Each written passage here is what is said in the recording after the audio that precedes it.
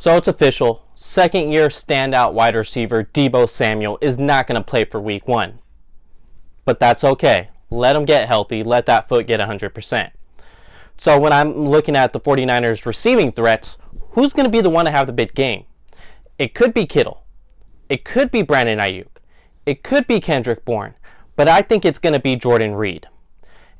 You may ask, what is a big game? This is something I'm going to categorize as a big game. Someone who either has 10 receptions for 100 yards and no touchdowns, that's a big game. Or someone that goes for 4 receptions, 40 yards, and 2 touchdowns. That's a big game as well.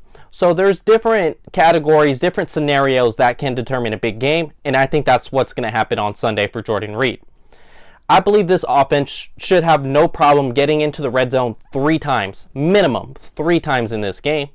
And if they do, I like Jordan Reed's odds because they're playing against an Arizona Cardinals defense who gave up 16 touchdowns to tight ends last season. Let me repeat, 16 touchdowns to tight ends last season. I'm sure you could do the math. That's 1 a game.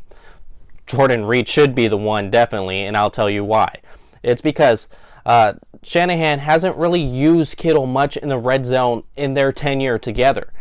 Kittle hasn't had more than 5 touchdowns in 1 season, and not all 5 of those came in with the red zone. A lot of them came after catch. Example, Arizona last year when he stiff-armed Buda Baker to the ground, that wasn't in the red zone. That was after the catch, and Kittle got himself to the end zone. With that being said, that's nothing on Kittle. That I believe that's just straight scheme on Shanahan's. He's going to expose the mismatch in the red zone, and I'm going to determine Jordan Reed having a huge mismatch against whoever is guarding him on the defense. Reed is a guy who's scored 11 touchdowns in a season before. Yes, that may have been 1 season in his entire career. We know injuries kind of made his seasons a lot shorter, so you could also argue that he could have done it multiple times. And then you look at, as far as the defense, how they're going to line up against the 49ers. Brandon Ayuk, I expect him to play. He's practiced it on back-to-back days. He is ready to play. They're calling it a game-time decision because you don't want to tell the Arizona Cardinals, oh yeah, this guy's going to go. You want to leave them waiting. So once he does play, I expect Patrick Peterson to shadow Brandon Ayuk because he is the 49ers' best receiver right now. And then on George Kittle, they're going to give their best tight end coverage man on Kittle. So it's going to be either Devondre Campbell, Isaiah Simmons, Buda Baker, whoever they believe that guy is going to be on George Kittle.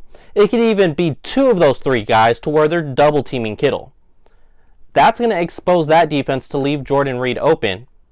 Not necessarily that they're going to leave him open, but he's going to get open. He's been dominant in training camp.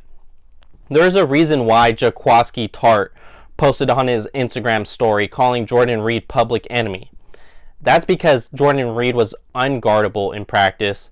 He went 4 for 4 in one-on-ones against Jaquiski Tartt in back-to-back days.